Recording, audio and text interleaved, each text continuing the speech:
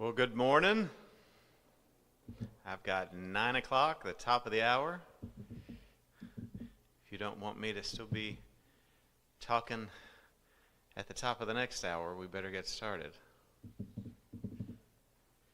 Had a few weeks off, had a vacation, and then last week some recovery from the vacation to get recovered from that week off. Judy and Randy took 2 weeks down there, so good to have her.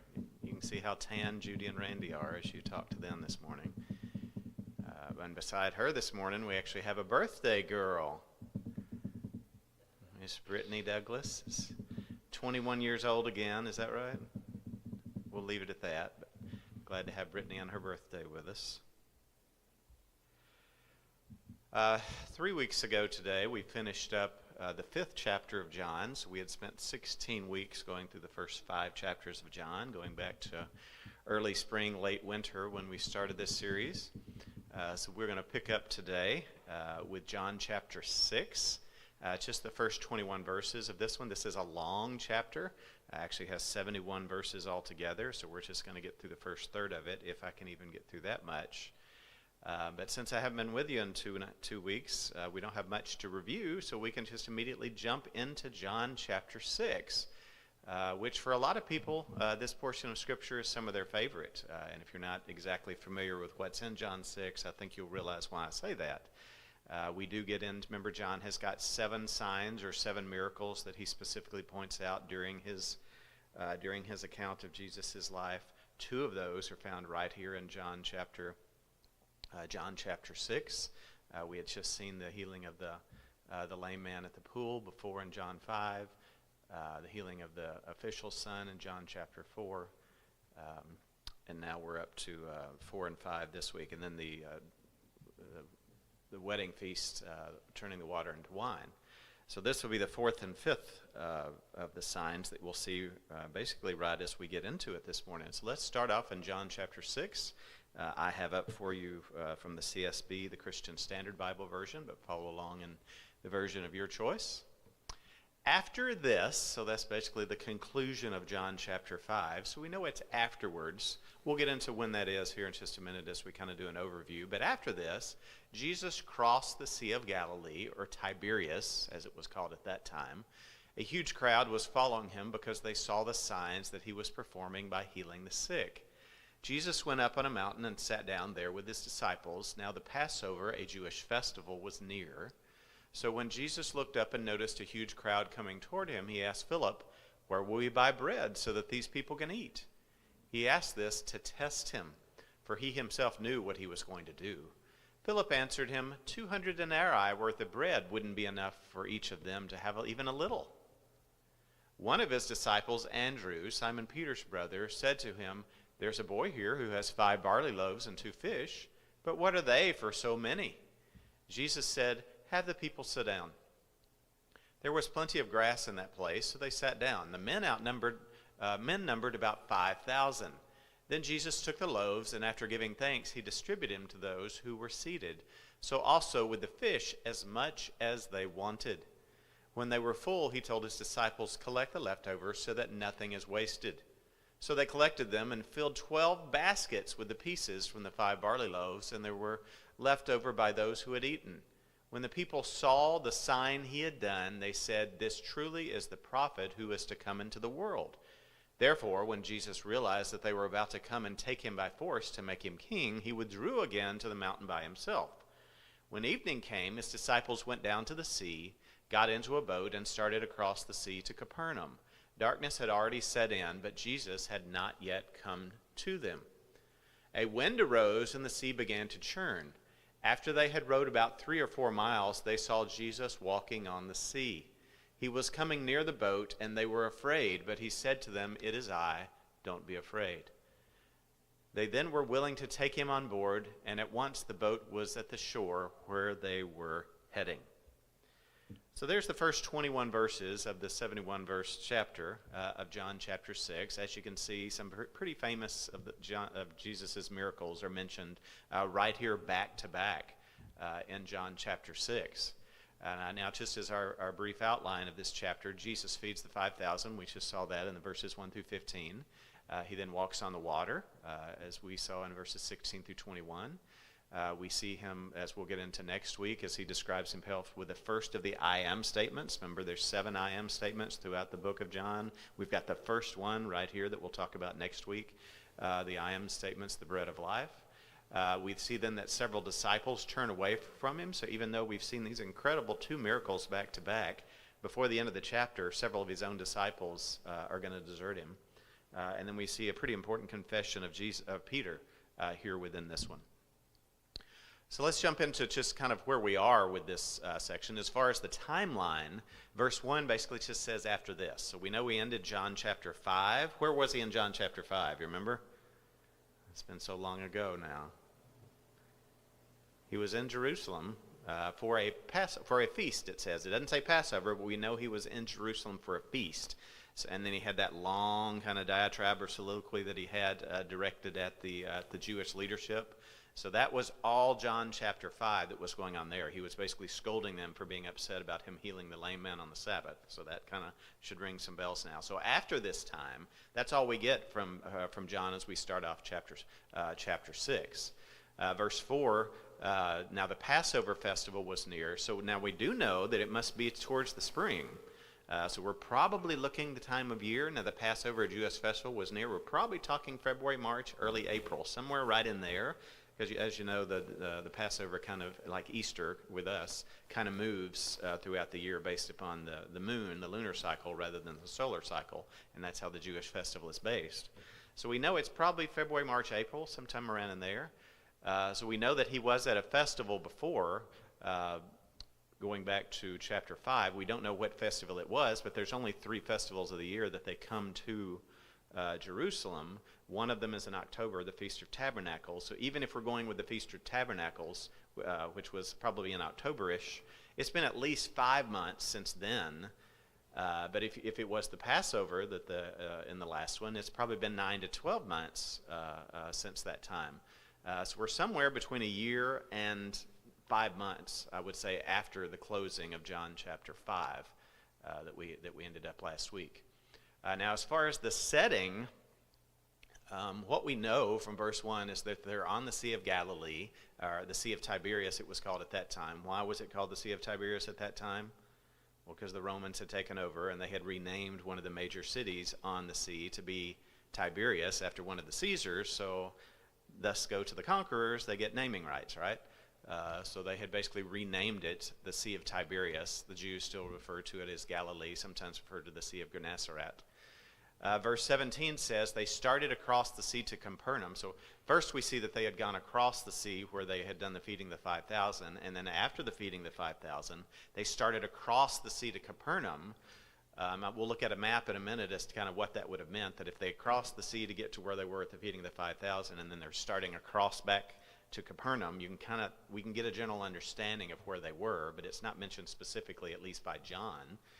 Verse 21 says that then they were willing to take him on board, and at once once the boat was at the shore where they were heading. So we know they were headed towards Capernaum, and immediately as he got in the boat, they were there. So it's kind of like the boat got beamed ashore. I'm not sure, but that's kind of what it says there in verse 21. So that's as far as John is concerned, that's all we know. Now, this is one of the few miracles, as far as the feeding of the 5,000, that is mentioned in all 4 Gospels. So we do have some parallel accounts that we can turn to in order to find out some additional information that John does not mention. So if we turn to Matthew, for instance, go to the first Gospel account, verse 14:13, or chapter 14:13 says, when Jesus heard what had happened, he withdrew by boat privately to a solitary place. So this is just right before the feeding of the 5,000.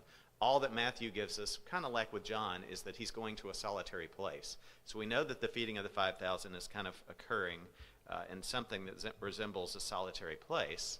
After the feeding of the 5,000, verse 22 of Matthew 14, it says, immediately Jesus made the disciples get into the boat and go ahead of him to the other side while he dismissed the crowd. So kind of like what John says, that they were going to go across the sea to Capernaum. Matthew doesn't even mention the destination. He just says he sent them across to the other side while he dismissed the crowd. Interestingly, though, Matthew ends, though, differently than John ended. When they had crossed over, they landed at Gennesaret, Matthew says, whereas John says they landed at Capernaum. So we see a little bit of difference from the two gospel accounts here. Not a lot, but we definitely see some difference. Now looking at the other parallel accounts from Mark chapter 6, so this is where you'll find the feeding of the 5,000 in Mark's account. So they went away in a boat by themselves to a remote place. So remember, Matthew just said that they got away to a boat. Now, why would they be doing that? First off, I probably should have set up that scene. Why would they have been wanting to get away to a remote place? Anybody know what immediately happened right before the feeding of the 5,000? Anybody ever read Max Lucado books? Oh. He used to have some really good stuff back. Some of his earlier works in the 80s and the early 90s are really good. And actually, one of my favorite of his books is called In the Eye of the Storm. Anybody ever read that one? Great book. It specifically details an account one day in the life of Jesus, and he refers to it kind of as the most stressful day, second most stressful day, other than the cross, of course, in the life of Jesus. And that's what's going on here in Matthew chapter 14, John chapter 6, Mark chapter 6, and we'll see in Luke chapter 9 here in a minute. He basically has just been notified right before this happened that he's lost the one person on the planet that probably understands him the most. Who would that have been? John the Baptist had just been beheaded. His disciples had just come to Jesus. He had just been informed around this time that John the Baptist has been killed. So John the Baptist has been beheaded. His disciples are just coming back to him after he had dispatched them on a journey. He had basically empowered them to go out and to do signs and wonders. They're just now coming back from this journey, and they have all this information to share with him. But then there's these vast crowds that are following them and following Jesus. So that's kind of at that point where, okay, his disciples are back. He needs to kind of debrief with them. You think about if you've ever been a manager or something, you kind of want to debrief with your employees about a difficult situation or challenging situation or successful situation. So he needs to debrief with them, and he's had this horrible news about the death of John the Baptist.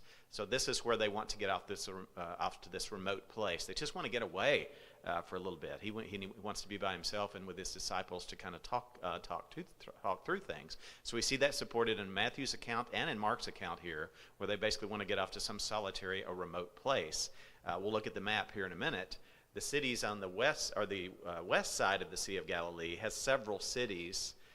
The cities on the east side of the Sea of Galilee do not have as many, so that's why we definitely think it was on that side. It would definitely have been more of a remote place. But there's another reason to believe that as well, as we'll see here in just a minute. In Matthew 6:45, or Mark 6:45, continuing with Mark's parallel account, immediately Jesus made his disciples get into the boat and go on ahead of him to Bethsaida while he dismissed the crowd. Well, remember in John's account, he sent them off to Capernaum. In Matthew's account, he sent them to Gennesaret, and now in Mark's account, he's sending them off to Bethsaida. So we have something going on here that we'll look at a little bit more closely. And then here in Mark 6:53, when they had crossed over, they landed at Gennesaret. So even though he sent them to Bethsaida, where do they end up landing? They end up landing at Gennesaret, which is where Matthew had said that they were, they were headed.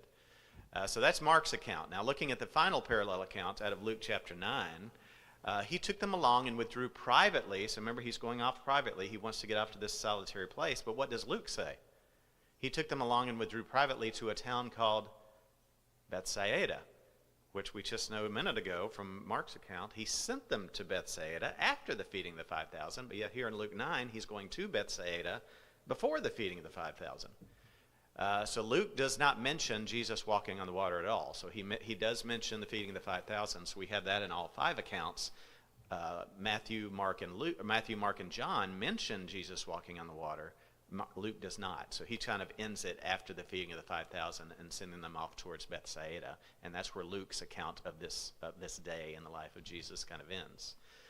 So the controversy comes in. So I've kind of pointed it out for you, but just to recap, there is some controversy associated with these verses, or these parallel accounts of this one miracle as far as the feeding of the 5,000.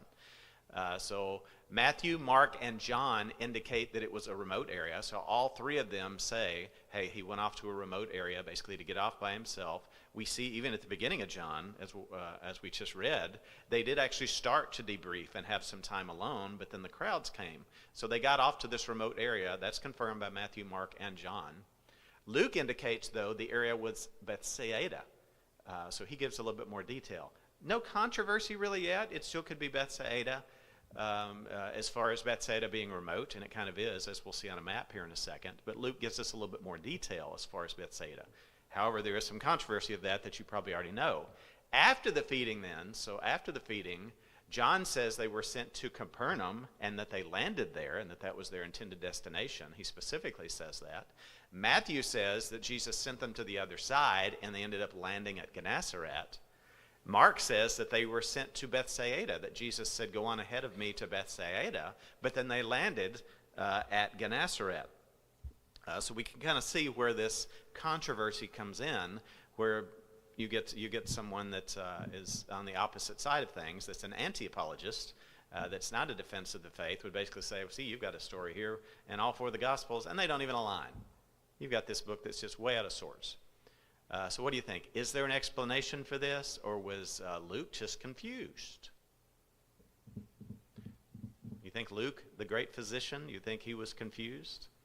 Luke usually gives us some of the best details that we get, especially as we look at his gospel account as well as the book of Acts, which he's responsible for writing, where he usually goes into pretty good details. So to just write it off and say, well, Luke was confused, that's not what Jesus said.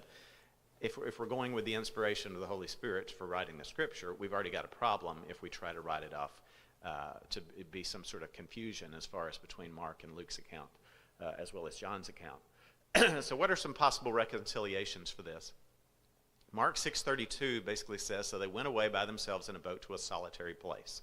So we know three of the Gospels say that was his intent, to get off by themselves, to let's debrief. I want to ponder this situation with John the Baptist, to mourn the loss of his friend, to debrief with them after their incredible going out into the countryside and doing some signs and wonders. And let's talk about that. If you go just the next verse, though, Mark 6:33 through 34, but many who saw them leaving, so their intent was to get off by themselves in a boat to a solitary place. But many who saw them leaving recognized them and ran on foot. So they're in a boat, so what are the people doing? They're just going around the outer perimeter of the lake. We're going to find out where they land, and we're going to be there. So they're basically kind of racing Jesus and the disciples in the boat. And I guess if it was kind of a calm day and there wasn't a lot of wind, they might have actually kind of beat them there, because if the disciples are having to row and there's not any wind or sail for their winds, or wind for their sails, they might have actually beat them or been there simultaneously. When Jesus landed and saw a large crowd, he had compassion on them because they were like sheep without a shepherd, so he began teaching them many things. So his intent was to get off to a solitary place, but what does Mark go on and say? Yeah, he probably didn't make that. There seemed to be an interruption because the people saw him going and they were basically following him. So you can kind of see this scene following them around the north edge of the Sea of Galilee, that we want to be there whenever he lands, and they are. Well, by the time he lands and by the time they get ashore, there's already a crowd there, and he began teaching, it says. So the follow-up verse seems to suggest that their plans were interrupted. So they were going to this solitary place, but their plans did seem to be interrupted. Now Luke 9:10, going back to it, when the apostles returned, they gave an account to him of all they had done. Remember, they had just gone off on this missionary journey, that he had dispatched them off to do great things. And so Luke says that they wanted to tell him all that they had done. And taking them with him, he withdrew privately. So privately again, so he wants to get off privately by himself to a place called Bethsaida. But Luke 9:11, the follow-up verse once again, but the crowds were aware of this and followed him, and he welcomed them and began speaking to them about the kingdom of God and curing those who had the need for healing. So once again, what do we see? His intent was one thing, but what does reality seem to have measured up as? The best laid plans sometimes are laid to waste. Is that how that little saying goes? Once again, it does seem, if we look at the follow-up verses, it suggests that they probably did not make it to Bethsaida. We don't ever see anything that says they made it there. We know that they were following him and that they just beached themselves somewhere. Was it because there was a crowd there? We're not given specific information necessarily about that. So that does seem to eliminate the first two controversies. As far as Matthew, Mark, and John indicating it was a remote area, it still could be a remote area. They wanted to get off privately. We see that from all accounts, even including Luke's, as far as going to Bethsaida. And then indicating that it was Bethsaida as far as where they were headed, yes, but is that necessarily where they arrived? We don't see that. And in fact, the verses seem to indicate that his plans were interrupted. So that seems to be an out for us if we're looking for that as far as the end of the controversy, that yes, that was the plan, but he didn't get the remote access or the time by himself, and I don't think they made it to Bethsaida either. So that seems to rule those out. We've still got these other possibly confusing verses, though, as far as what happened after the feeding. We don't get anything from Luke because Luke doesn't really tell us much as far as that. He doesn't deal with the walking on water situation, but we do have John, Matthew, and Mark with some controversy. John says they were sent to Capernaum. Matthew says they were sent to the other side, landed at Gennesaret. Mark says sent to Bethsaida and landed at Gennesaret. So we've still got some controversy with this section of Scripture. So looking at, I think I repeated a verse. Where was I going here? So Mark 6:32. So they went away by themselves in a boat to a solitary place. Now this, so I've already done this one. I think I repeated a section. Okay, so here's a map. So I wanted you to see this. Now you see the circles that I've put up there. The cities that are mentioned, the town, what we're looking at is Gennesaret is on the west side. So north is at the top of the map. You see Bethsaida in the pink with a white circle around it. You see Capernaum to the west. So Bethsaida is to the northeast of the lake. Capernaum is to the northwest of the lake. And Gennesaret is kind of the west-northwest of the lake. So you see Capernaum and Gennesaret are really close together. They're actually within 4 miles of each other. So this, I know I don't have a mileage marker, but those two cities are really close to each other as far as Capernaum and Gennesaret.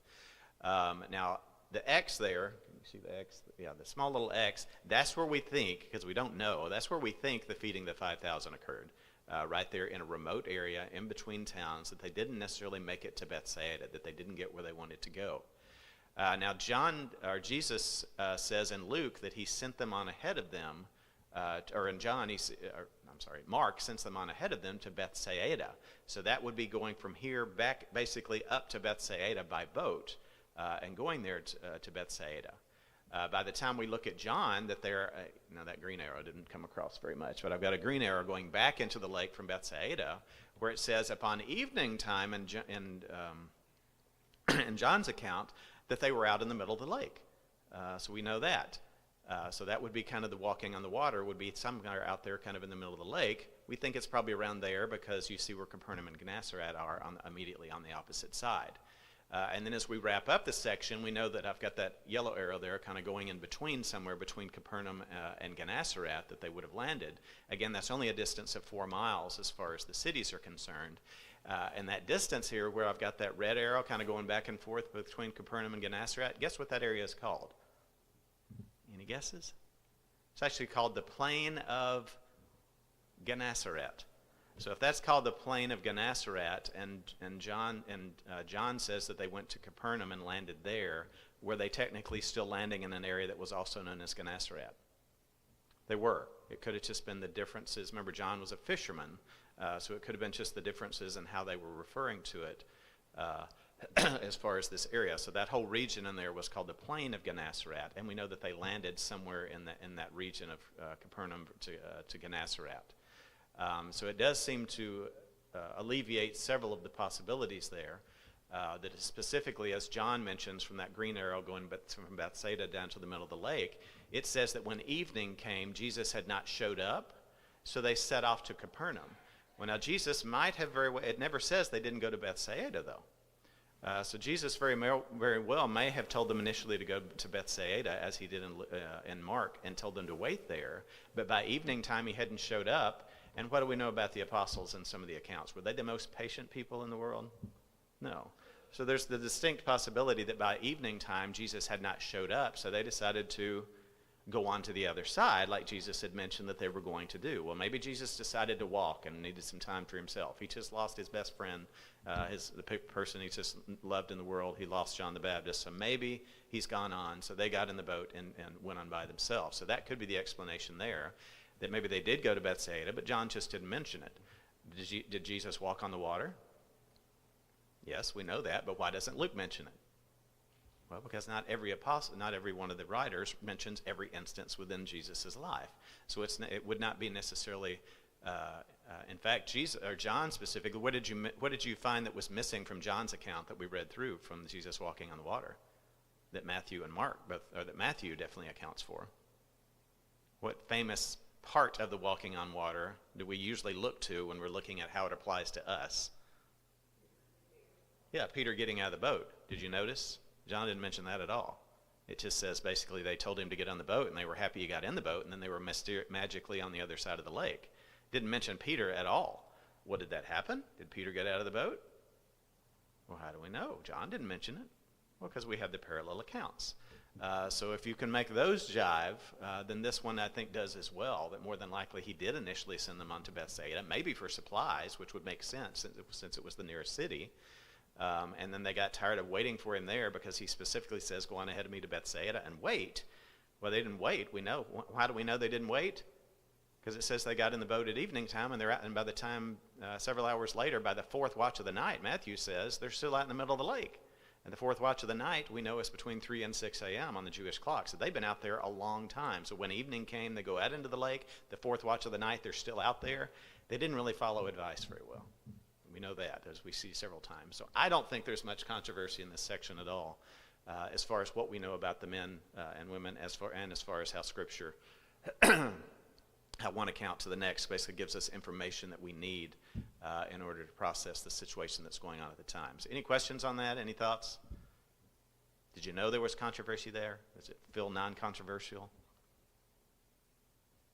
Well, hopefully it feels a little less controversial now. So now we'll see if we can actually get into my questions. So I've got 20 minutes to go through 3 questions, so we'll see if I can do that. So I've spent all of our time rounding out the controversy, but I did want to touch on that since that is something that some non-apologetists, anti-apologists will definitely bring up as far as the lack of congruence between the Scriptures. All right, question number 1. Why might he have asked Philip specifically about where they could buy food? Did you notice that? At the beginning, as we were reading from John, he specifically asked Philip. Philip's not one that's usually called out very often, but he specifically asked Philip, where might we buy some food? So let's look at this account. Going back to verse 4 of chapter 6, now the Passover, a Jewish festival, was near. So again, if it's near and they haven't headed that way yet, it could take up to a week to get there. So we're probably late February, early March, maybe late March, somewhere in that time frame. But we know they haven't headed that way yet. But there may be people headed that way, and there may be a lot more traffic on this path around the lake than there normally would be because the Passover is near. So when Jesus looked up and noticed the huge crowd coming toward him, he asked Philip, where will we buy bread so that these people can eat? He asked this to test him, for he himself knew what he was going to do. So why would he maybe specifically do this for poor Philip? Okay, so there's a teaching moment. Right. We've kind of dealt with this one earlier on within this course when we looked back to Genesis chapter 3, where God asked Adam, where are you? Well, did God know where Adam was? Yeah, God knew where he was. God knew what had already happened.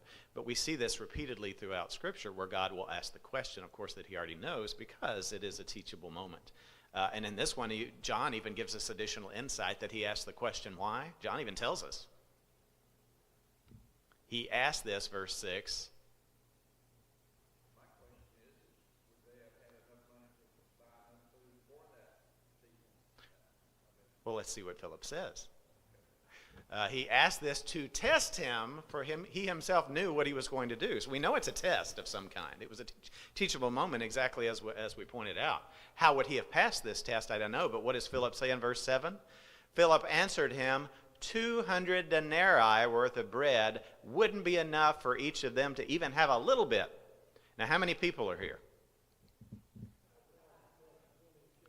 Yeah, there we go. We know from John's account, we know that it was 5,000 men, but if you go in Mark and Luke's account, you see that it, aside from women and men, it specifically mentions that. So we know there's at least 5,000. So if half of them are married, what are we up to?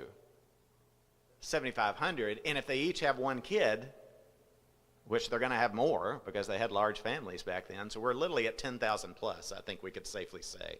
Yes, ma'am.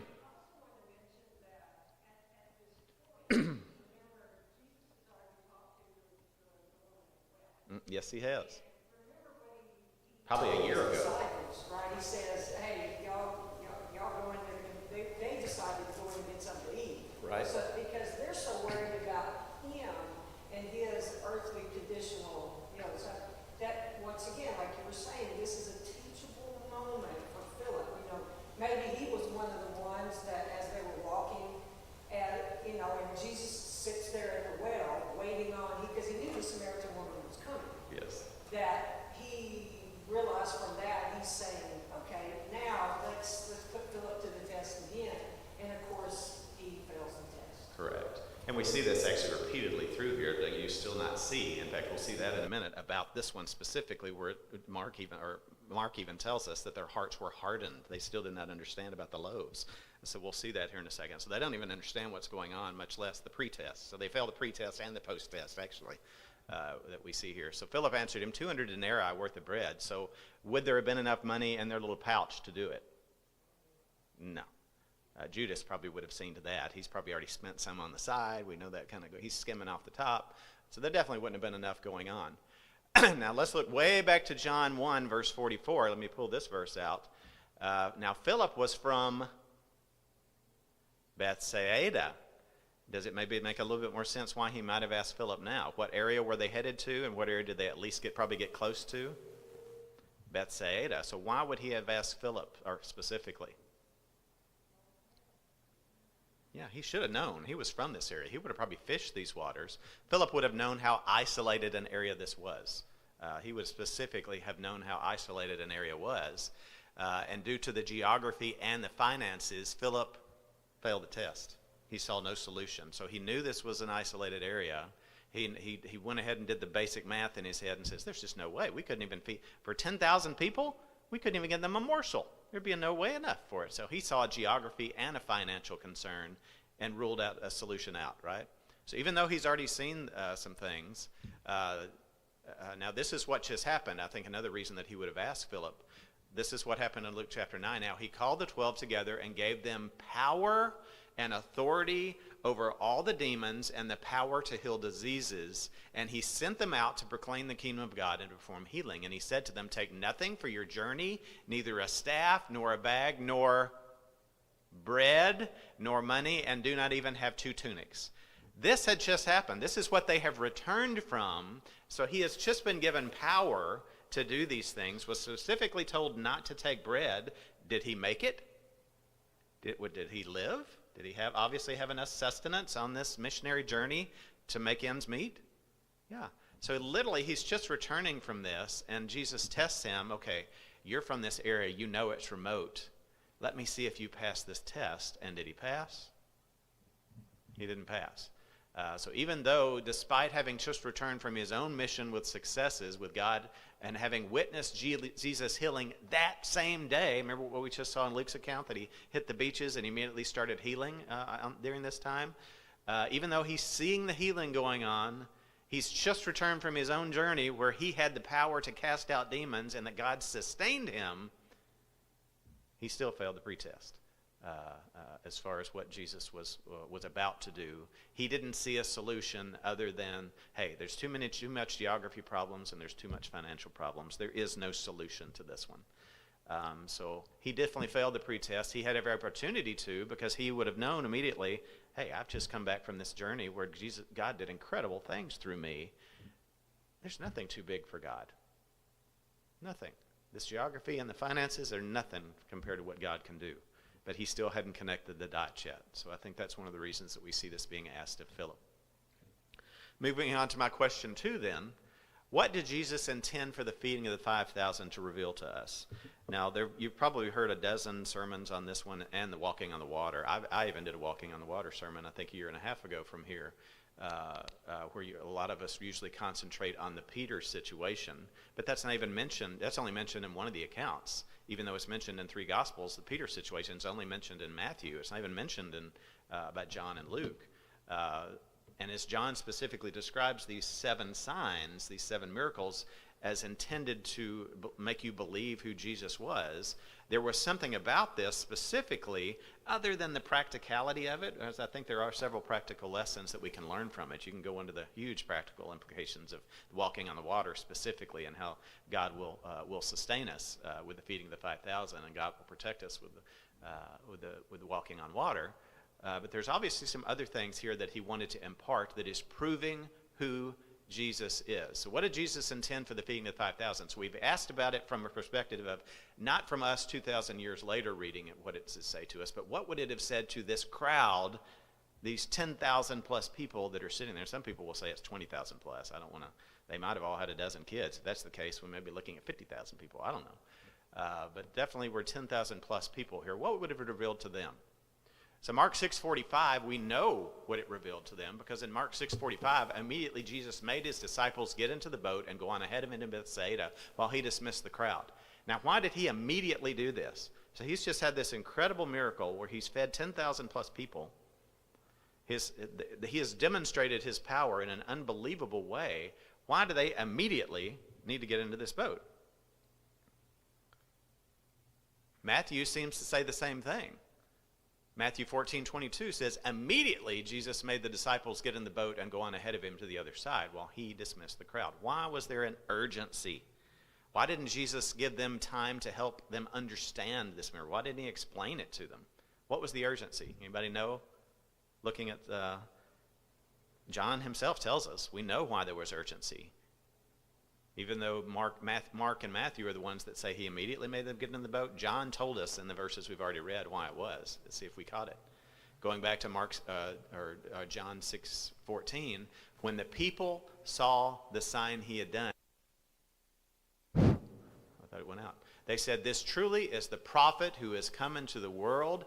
Therefore, when Jesus realized they were about to come and take him by force to make him king, he withdrew again to the mountain by himself. So he doesn't say he immediately made the disciples get in the boat. Matthew and Mark tell us that. But why would he have made them do that kind of in between that place where he withdrew by himself?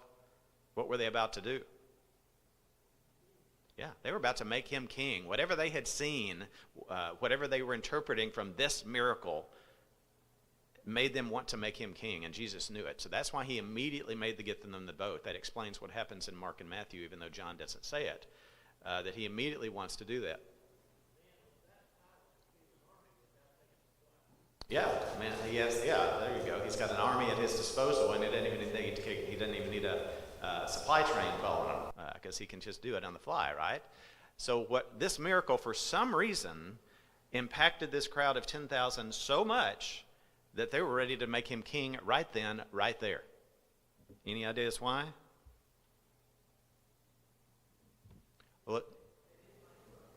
Well, yeah, they definitely didn't like Rome, and they were waiting on something. We definitely know that. Now, let's look at Mark's full account of this one really quick. The disciples had forgotten to bring bread, and this is actually after the feeding of the 5,000. So we know that there was meaning that the crowd picked up on that the disciples didn't necessarily pick up on. We know that because 2 chapters later in Mark chapter 8, there's another miracle. The feeding of the 4,000 occurs 2 chapters later. Mark 6 is the feeding of the 5,000.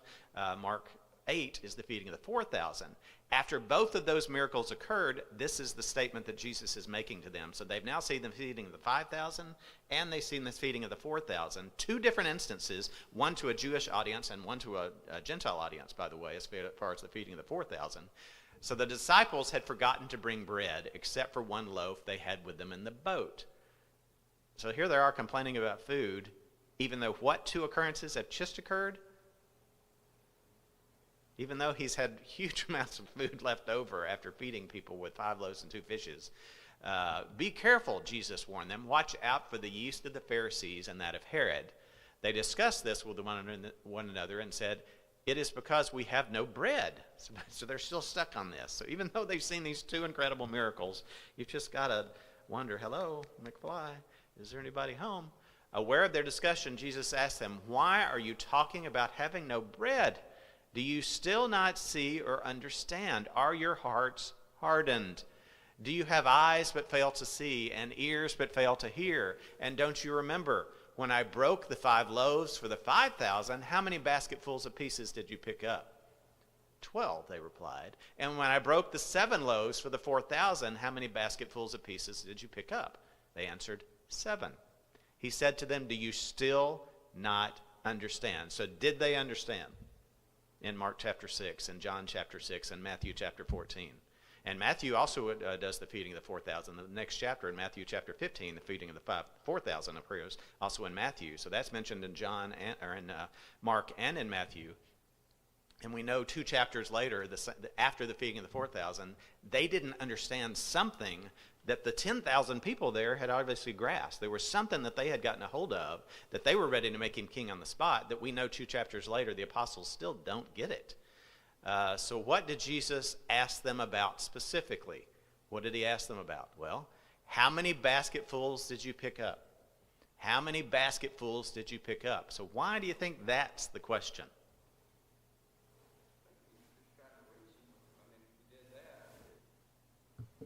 Absolutely. There's an immediate practical answer for us that if he's capable of doing this with 5 loaves and 2 fishes for 5,000 plus and 4,000 plus, and have leftovers, why are you arguing about, what do you think I can do with 1 piece of bread for 12 of you if I can do for 10,000 plus what I did before? So there's an immediate practical lesson here. But there's also, I think, a deeper lesson here that we can delve into as far as how many basketful of pieces did you pick up? 12. And how many basketfuls of pieces did you pick up at the feeding of the 4,000? 7. Now there's some interesting concepts here as far as numbers are concerned. The Jews in the area we know intended to make him king because of this sign. Jesus himself seems to indicate the reason why lies in some of the numbers associated with this sign. And the numbers that we know associated with at least the first of the signs, Matthew 14, all of them agree as far as the Gospels. It was 5 loaves, 2 fishes, and it resulted in 12 basketfuls. Now, why did the Jews present pick up on something that the disciples apparently mentioned? Would anybody know the term gematria? We're going to do some theology really quick. Anybody know the term gematria or numerology? It's also known as. Everybody heard that? Well, just for some basic theology, a common rabbinical technique of style in which numbers were assigned a meaning of importance. So throughout the Old Testament and even into the New Testament, there are certain numbers that repeat throughout Jewish scripture that are really important to Judaism. You know what some of those numbers are, probably just off the top of your head? 40 is a big one. We see it repeated over and over again. 7, huge. Any? 12, another big one. Now, what numbers are we specifically talking about today? So what are the numbers, again, for which we are interested? 5 loaves, 2 fishes, 12 basketfuls. You already said 12. Why do you think 12?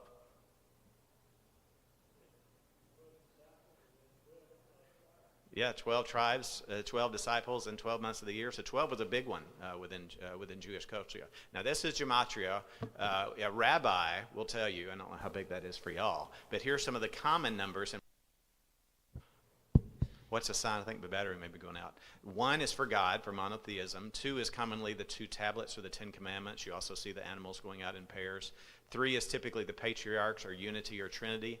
As far as it'll usually name the patriarchs in 3s, where it'll say like Abraham, Isaac, and 4 is commonly referred to as the earth. 5, the 5 books of Moses or the Torah. How many books make it up? The 5 books of Moses. 6 typically is an incomplete number, meaning the sinfulness of man is incomplete. 7 is a complete.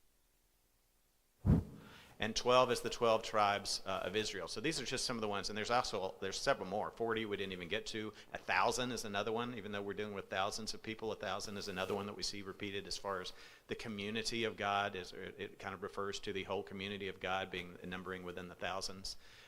So why would Jesus use the Torah and the law symbolism as being satisfying for the Jews?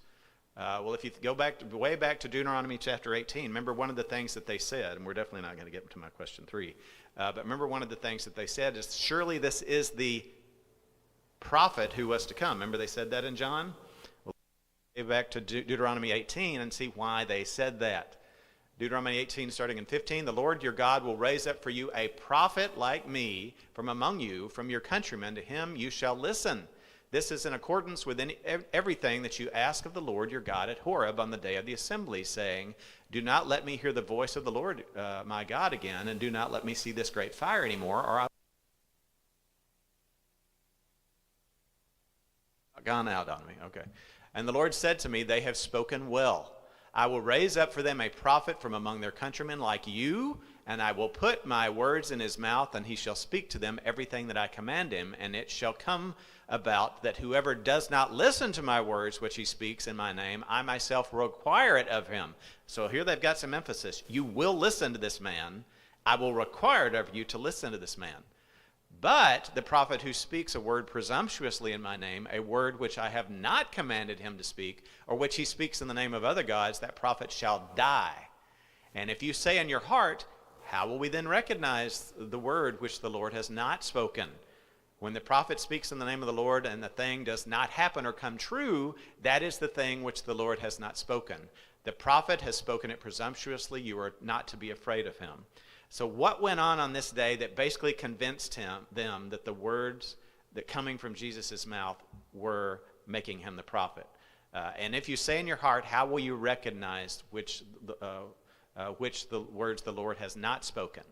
Well, let's think about going back to this account once again, and we'll finish up because I'm already running over time. Matthew 15, then he took 7 loaves and the fish, and when he had given thanks, he broke them and gave them to his disciples, and they turned to the people. They all ate and were satisfied. Verse Mark 6, taking the 5 loaves and 2 fish and looking up to heaven, he gave thanks and broke the loaves. Then he gave them to his disciples to distribute to the people. He also divided the fish among them. Luke 9, and he took the 5 loaves and the 2 fish, and looking up to heaven, he blessed them and broke them and gave thanks to the disciples again and again to serve the crowd. And they all ate and were satisfied. John 6, then Jesus took the loaves, and after giving thanks, he distributed them to those who were seated, so also the fish. What happened here that they believed what was coming from Jesus' mouth must be from God? What is happening again and again? What is he doing in all 4 of these sections? What is in the parallel accounts? It happens every time. Huh? Yeah, he's showing his power, but he's specifically showing God's power how? Yeah, he gave thanks. We know that it's from God because he gave credit to who? He gave credit to God the Father. He said thanks. How many times? All 4 accounts. We see him doing this over and over again. Moses had told them, how will we know that this man is from God? Basically, if what he says is from me, what will happen? What he says will come true. Well, he just gave thanks. He's basically saying, thank you for this bounty that I'm about to feed these people with these 5 loaves and 2 fishes, and what happened? There was a bounty. It came true. The people immediately connected what Jesus had done here, that what he has said has come true. So verse 6, when the people saw the sign he had done, they said, this truly is the prophet who is to come into this world. They immediately picked up on who he was declaring himself to be, that by his own words, by him asking God, the 5 loaves, the 2 fishes resulted in 12 basketfuls. The law and the commandments sustained the tribes from Moses until Jesus. So we know why the 5 and the 2 are important. And Jesus declared himself to be the prophet of Deuteronomy 18. And those present saw his works coming true in God's name. So that's why they were ready to make him king. He was the embodiment of exactly what Deuteronomy 18 said was coming. And 10,000 people saw it and were witness to it. You don't have any other miracles to this degree, and that is why there is such this urgency with him to want to get the apostles in the boat and go away immediately, because they're about to make me king, go riding into to Jerusalem, and take things back. John chapter 5 says that this way, do not think that I will, remember what he had done just in the previous chapter, do not think that I will accuse you to the Father. Your accuser is Moses, on whom you have set your hope, for if you believe Moses, you would believe me, because he wrote about me. But if you don't believe what he wrote, that's how we ended John chapter 5. That was the last part of John chapter 5 that we just had. So you can immediately see why he's making this connection in John chapter 6. He's just accused the Pharisees of not understanding that Moses wrote and prophesied about me. And now he's basically showing them now how he is the fulfillment of the one that Moses said would be to come. We'll have to end there because I've now gone 4 minutes over. Thank you for your extra time. Let's go worship together now.